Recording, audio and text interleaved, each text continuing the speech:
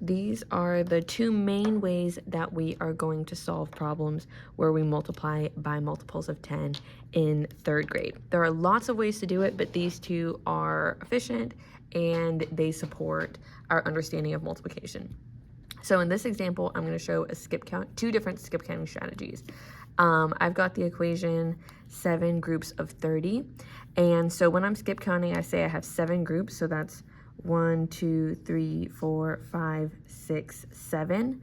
And I'm going to have 30 in each group. So that means that after my first group, I've got 30. Next group, that's 30 more. So 60. Next group, 30 more. 90. Next group, 30 more. 120. Next group, 30 more. 150. Next group, 30 more, 180. Next group, 30 more, that's 210. And that's my answer because I've got 7 groups, 1, 2, 3, 4, 5, 6, 7, with 30 in each group, giving me a total of 210. Now, another way I could do it, because some kids aren't quite as comfortable skip counting by 30s, is to do the same thing, 7 groups, 1, 2, 3, 4, 5, 6, 7, and saying that 30 is similar to the number 3, except that it's 3 10s instead of 3 1s. But I can still skip count by 3 1s, and I just have to do one little step at the end. So I'm going to pretend that this is 7 groups of 3, and I'll be counting by 3s. 3, 6, 9, 12, 15, 18, and 21.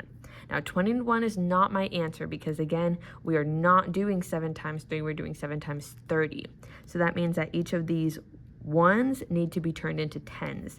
So 3 10s is 30, 6 10s is 60, 9 10s is 90, 12 10s is 120, 15 10s is 150, 18 10s is 180, and 21 10s is 210.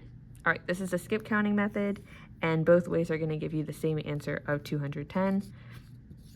And they both show the third grade expectation that students know that multiplication is repeated groups or repeated addition or equal groups.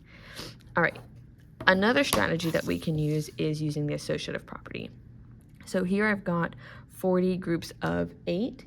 And in this situation, I am going to break up this 40 into 4 times 10. And I know that I'm not actually changing my equation at all because 4 times 10 is the exact same thing as 40. It's just written a little bit differently. So now I'm going to go ahead and rewrite my equation to something that in third grade I need to have memorized, or I need to be able to figure out within 5 seconds. And that's 4 times 8. Now, we should know that 4 times 8 is 32. Now, 32 is not the answer to 40 times 8 because, again, we had to break that 40 into 4 groups of 10. So now I can take this 32 and I can multiply it by 10. And now I'm going to have 320 because I have 32 ones here. Now I have 10 of them. So now I have 320. All right, and then my answer is 320.